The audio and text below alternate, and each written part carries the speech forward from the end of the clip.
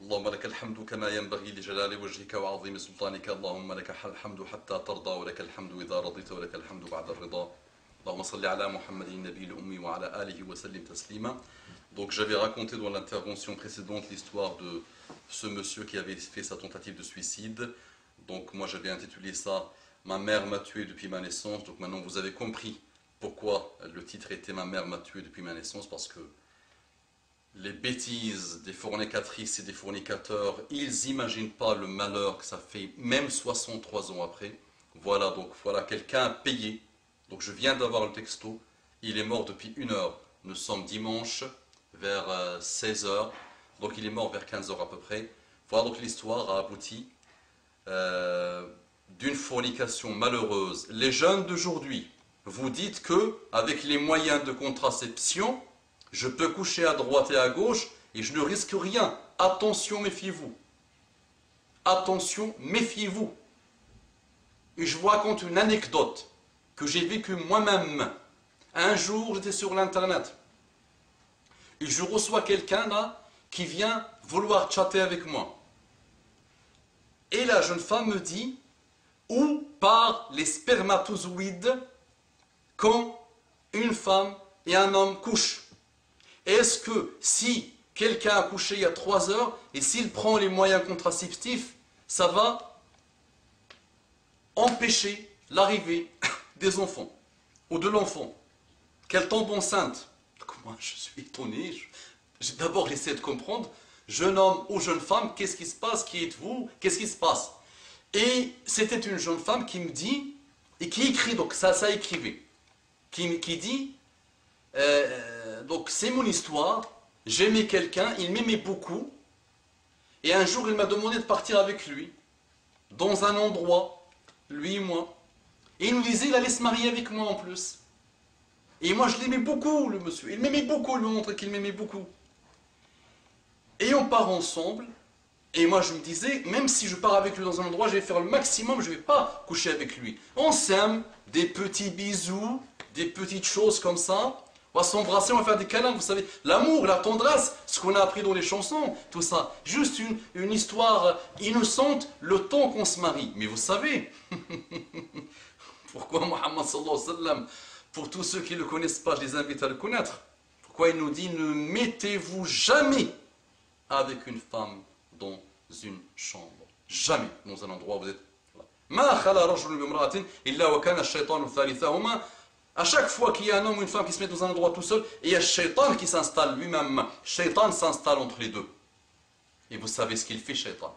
Et vous connaissez les histoires, et les malheurs, et les ravages. Et ce monsieur que je connais très bien a payé les pots cassés de la fornication, de vide spirituel qu'il a lui d'abord, lui-même, et que nous on ne fait rien par rapport à ce vide que nos frères et sœurs partout dans le monde ont. Et il a payé aussi la fornication de cette mère, qui est morte depuis 25 ans, 26 ans elle aussi. Et elle avait passé sa vie à forniquer. Elle a mettre ses enfants dans la DAS. Elle avait forniqué avec au moins 5-6 avec qui elle a eu des enfants, et tous à la DAS, ils ont fini leur vie dans la DAS. Et donc je reviens à l'histoire de cette jeune femme, pas pour raconter des histoires, pour vous rappeler, pour me rappeler que le salut est avec Allah subhanahu wa ta'ala. Le salut avec Allah subhanahu wa ta'ala. L'apaisement avec Allah subhanahu wa ta'ala. Le réconfort avec Allah subhanahu wa ta'ala. La non-dépression avec Allah subhanahu wa ta'ala. Le non-suicide avec Allah subhanahu wa ta'ala. Les non-déviations avec Allah subhanahu wa ta'ala. Et la dame écrivait, la dame avec qui venait chatter avec moi, écrivait. Elle disait, elle était... Donc c'est mon histoire, voilà. À la fin, donc j'avais tout essayé, mais on n'a pas pu résister et on a couché ensemble. Et on a couché ensemble. Et quand on a couché ensemble, 2-3 jours après, ou le jour même, j'ai pris les pilules de ma mère en plus. J'ai pris les pilules de ma mère, les moyens de contraception, et elle est venue me poser la question à moi, est-ce que si je fais ça, je prends les contraceptifs, est-ce que ça va empêcher que je tombe enceinte? Et subhanallah, elle écrivait, vous savez la limite de l'écrit dans le chat là, elle écrivait, il est où mon iman? Où il est où iman? Moi je lisais, et moi, subhanallah, je disais la ilaha illallah. La fille au moins, elle disait, elle était où ma foi? Donc je pensais qu'elle écrivait, elle était où ma foi? Et dans tout ce qu'il avait écrit, à chaque fois il écrivait, elle est où? Elle était où? Elle est où? Et moi, à un moment donné, je pose la question, qu'est-ce qu'elle veut dire? Et je relis. Et là, j'ai compris qu'elle ne parlait pas de l'iman. Elle ne parlait pas de la foi, cette jeune femme. Née, grandie dans un pays arabe, les amis, vous ne savez pas bien ce qui se passe dans les pays arabes. Arrêtez de vous mentir à vous-même. Arrêtez de vous mentir à vous-même.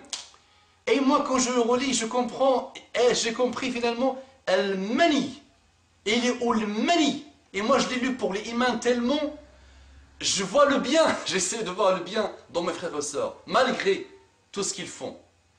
Que Allah nous préserve et qu'Allah préserve nos filles, et qu'Allah préserve nos garçons, et qu'Allah préserve les enfants de tous les musulmans partout dans le monde, et qu'Allah guide les non-musulmans et leurs enfants partout dans le monde. J'ai lu ça, je lisais ça, l'iman, alors elle me disait, il est où le mani? Au moment où on a fait, il est parti où le mani? Le mani, c'est quoi? C'est les spermatozoïdes en arabe littéraire. Voilà, les amis. La fornication, est-ce qu'elle fait?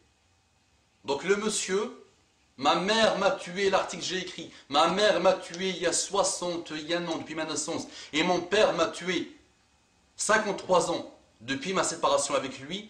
Qu'est-ce qui a tué ce monsieur? C'est le fait qu'il a su que son père est mort à 61 ans. 2 jours avant sa mort, je lui ai dit, tu n'es pas bien, qu'est-ce que tu as? Il me dit, voici l'histoire, je t'avais raconté tout. Mon fils a su que, depuis 1 mois, que mon père est mort en 1981, et il est mort à 61 ans. Comment moi, je vais vivre plus que 61 ans? Et il avait son anniversaire vendredi dernier, et il a décidé de finir avec sa vie parce que... Donc regardez cette souffrance que ce monsieur a. Dites-moi, billahi alaykum, par Allah subhanahu wa ta'ala, avez-vous déjà vu quelqu'un qui a la foi, la vraie connexion avec Allah subhanahu wa ta'ala, malgré toutes les épreuves qu'il peut vivre? Vous l'avez déjà vu arrêter sa vie, décider d'arrêter sa vie? Il n'y a que ce pays, nous sommes en France, ce pays civilisé, cette chose qui se prétend pour un pays civilisé. Qu'est-ce qu'on met derrière le mot civilisation? 266 000 tentatives de suicide par an, 12 000 réussies. Ils sont même mauvais dans la tentative de suicide. Même pas 4% qui réussissent. Parce qu'ils veulent se suicider, ils ne veulent pas se suicider. Ceux qui connaissent les matières, vous savez très bien, faites la statistique. Sur 260 000, sur 270 000, s'il y a 12 000 qui réussissent, le pourcentage des tentatives réussies est de combien? 4 à 5%. Donc même dans leur volonté de suicider, ils ne sont pas très sûrs. Parce que celui qui veut se suicider, il se coupe. Ou il se met devant le train. Vous voyez le doute et la dépravation et les dépressions que nos frères et sœurs vivent partout dans le monde.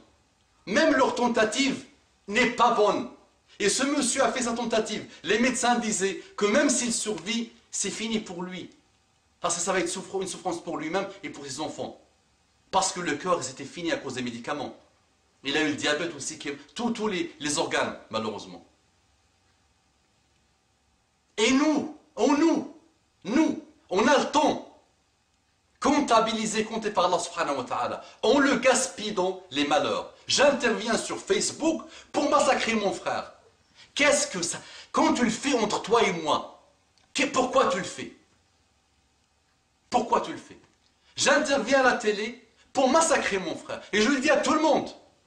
Tous ceux qui se prétendent pour des connaisseurs, tous ceux qui se prétendent pour des intellectuels, tous ceux qui ont la déviation malheureusement dans le cœur. Consacre à ta vie. Consacre Allah ardalik ta vie.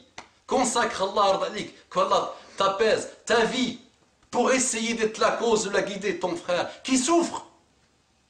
Fais-le juste pour ton humanité. Il est le fils de Adam, tu es le fils de Adam. Vous avez quelque chose en commun. Fais en sorte, demande à Allah que ce soit la cause de sa guidée. Il souffre le pauvre. Il souffre. Ils sont suicidaires, dépressifs. Ils sont malheureux, somnifères. Je vais faire tout à l'heure, là, je vais parler de Louana. Ah, quelques-uns de la France et de l'Europe la connaissent, Louana. On va vraiment parler de cas Louana. Cette souffrance, les gens souffrent. Et nous, qu'est-ce qu'on fout? Voilà, on s'entretue. Les musulmans s'entretuent. أقول قولي هذا واستغفر الله لي ولكم فاستغفروه إنه كان غفارا رحيما اللهم صل على محمد النبي الأمي وعلى آله وسلم تسليما كثيرا.